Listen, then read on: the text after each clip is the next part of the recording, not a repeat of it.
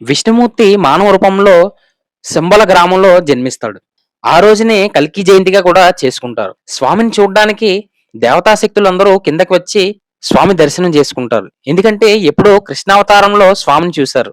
మళ్ళీ ఇలా కల్కి భగవాన్ రూపంలో మానవ అవతారంలో స్వామిని దర్శించుకోవడానికి వచ్చారు.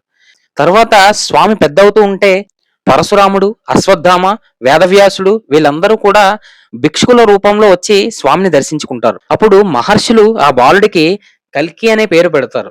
కల్కము అంటే పాపం. అంటే పాపాన్ని పోగొట్టేవాడు కల్కి అని అర్థం. స్వామి ఇంకా పెద్దయిన తర్వాత విద్యాభ్యాసానికి పంపిస్తారు. అప్పటికి ఆయనకు నారాయణ అనే స్పృహ ఉండదు. మామూలు కుర్రవాడిలానే వెళ్తూ ఉంటారు. అలా వెళ్తున్నప్పుడు మహేంద్ర పర్వతం దగ్గర పరశురాముడు పట్టుకుని నాయనా ఎక్కడికి వెళుతున్నావు అని అడుగుతాడు. విద్యాభ్యాసం నేర్చుకోవడానికి అని చెప్పగానే నువ్వు నా దగ్గరే విద్యను అభ్యసించాలి. నీకు విద్య నేర్పించడం కోసం నేను యుగయుగాలుగా ఎదురు చూస్తున్నానని చెప్తాడు. పరశురాముడు వేదాల్ని, ధనుర్విద్యని, యుద్ధ విద్యలన్నీ కూడా నేర్పిస్తాడు.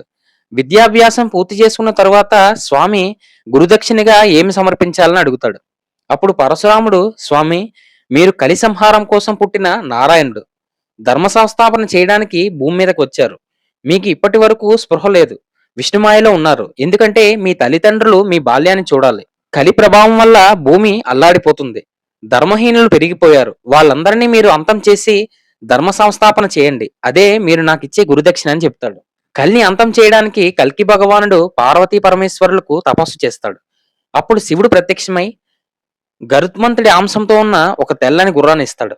తరువాత ఒక ఖడ్గాన్ని కూడా ఇస్తాడు. చివరిగా మాట్లాడే ఒక చిలుకని ఇస్తాడు. ఆ చిలుక పేరు సర్వజ్ఞుడు. అప్పుడు విష్ణుమూర్తి స్వామి గుర్రం ఖడ్గం యుద్ధంలో ధర్మ సంస్థాపన చేయడానికి నాకు పనికొస్తాయి. ఈ చిలుక ఎందుకని అడుగుతాడు. నీ ప్రయాణంలో ఈ చిలుక ఒక ప్రత్యేక పాత్ర పోషిస్తుందని చెప్తాడు. స్వామి మానవ రూపంలో జన్మించి యవన వయసుకు వచ్చారు. స్వామి చెప్పినట్టుగానే గరుత్మంతుడు కూడా గుర్రం రూపంలో వచ్చాడు. మరి లక్ష్మీదేవి ఎక్కడుంది? అక్కడ అమ్మవారు కూడా సింహళ దేశంలో బృహద్రథుడు అనే రాజుకి పుడుతుంది. లక్ష్మీదేవి కూడా అప్పటికి పెరిగి యుక్త వయసుకు వస్తుంది. చిన్నప్పటి నుంచి కూడా ఆవిడ నారాయణుడికే భార్యని అవ్వాలని కోరుకుంటుంది. ఒకసారి మహర్షుల దగ్గరికి వెళ్తుంది. మహర్షులు పార్వతీ పరమేశ్వరులకి తపస్సు చేయమని చెప్తారు. వాళ్ళే మార్గం చూపిస్తారని చెప్తారు. అప్పుడు పద్మావతి దేవి పార్వతీ పరమేశ్వరులకు తీవ్రమైన తపస్సు చేస్తుంది. తపస్సుకు మెచ్చి పార్వతీ పరమేశ్వరులు ప్రత్యక్షం అవుతారు.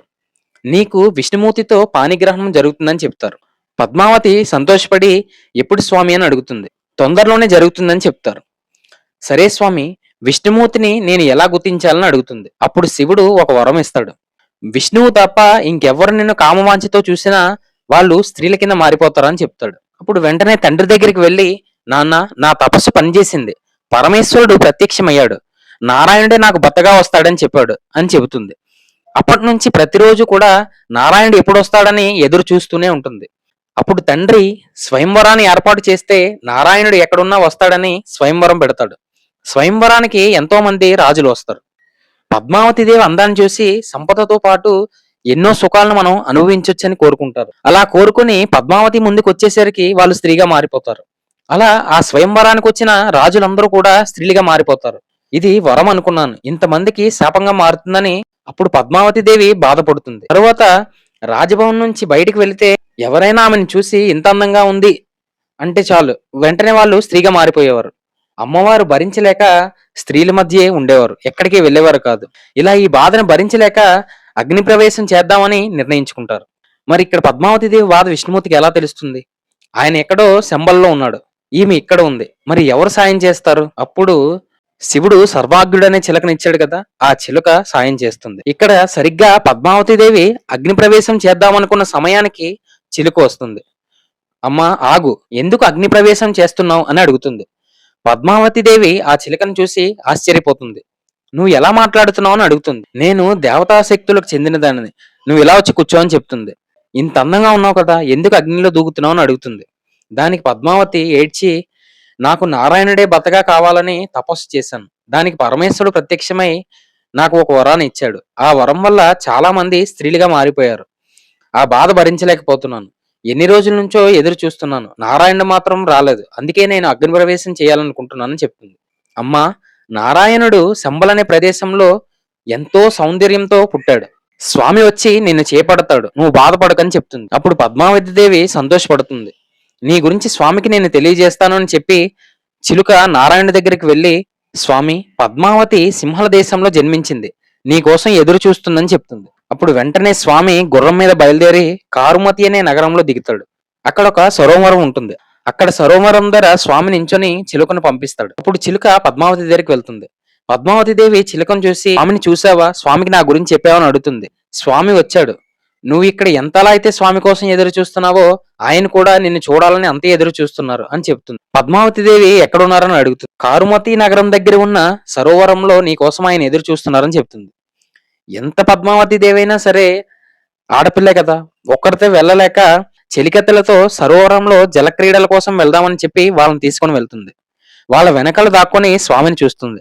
స్వామి అందాన్ని చూసి చాలా సంతోషపడిపోతుంది. స్వామి తనను చూస్తే ఒకవేళ ఆయన నారాయణుడు కాకపోతే స్త్రీ కింద మారిపోతాడని అక్కడే నిలబడిపోతుంది. అప్పుడు స్వామి కనిపెట్టి, దేవి ఇలా రా అని పిలుస్తాడు. అయినా రాదు.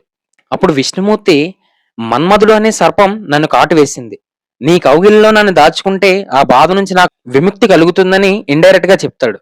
అంటే నేను నిన్ను వేరే దృష్టితో చూస్తున్నానని చెప్తాడు. అప్పుడే ఆవిడ బయటకు వస్తుంది. ఎందుకంటే ఆ దృష్టిలో ఎవరైనా చూస్తే స్త్రీగా మారిపోతారు, కానీ ఆయన మారలేదు. అంటే ఆయన నారాయణుడే అని చెప్పి పరిగెట్టుకుంటూ వెళ్తుంది. స్వామిని చూసి సంతోషపడుతుంది. వెంటనే పద్మావతీదేవి వెళ్లి తండ్రికి చెప్తుంది, నాన్న నారాయణుడు వచ్చాడని చెప్తుంది. తండ్రి బృహద్రథుడు వెంకటేశ్వరుని కళ్యాణంలో ఆకాశరాజు ఎలా అయితే పెళ్లి చేశాడో ఇక్కడ బృహద్రథుడు కూడా అలాగే వివాహం చేస్తాడు. అప్పుడు విష్ణుమూర్తి, దేవి, ఇన్ని రోజులు నిన్ను బాధ పెట్టాను కదా, నీకేదైనా ఒక కోరిక ఉంటే కోరుకో అని అడుగుతాడు. అప్పుడు పద్మావతి దేవి, స్వామి, నా వల్ల ఇంతమంది రాజులు స్త్రీలుగా మారిపోయారు, వాళ్ళందరినీ తిరిగి మామూలుగా చేయండి అని అడుగుతుంది. అప్పుడు విష్ణుమూర్తి అక్కడ ఉన్న రేవా నదిలో స్నానం చేయమని చెప్తాడు. రేవా నదిలో స్నానం చేసిన తర్వాత అందరూ మామూలుగా అయిపోతారు. అప్పుడు పద్మావతి దేవి తండ్రి పద్మావతితో పాటు కొన్ని వేల మంది సైన్యాన్ని కూడా ఇచ్చి పద్మావతి దేవితో పాటు ఈ సైన్యాన్ని కూడా తీసుకువెళ్ళమని కోరుకుంటాడు. భగవానుడు పద్మావతి దేవి గుర్రం మీద ఎక్కి ఎగిరి వెళ్ళిపోతారు. మరి సముద్రం దాటి ఆ సైన్యం ఎలా వస్తారు? అప్పుడు స్వామి సముద్రుణ్ణి దారి అడుగుతాడు. రామాయణంలో అప్పుడు కలి మీద యుద్ధానికి ధర్మాన్ని సత్యయుగాన్ని యుద్ధానికి పంపిస్తాడు. ధర్మం సత్యయుగం చేతిలో కలి ఓడిపోతాడు.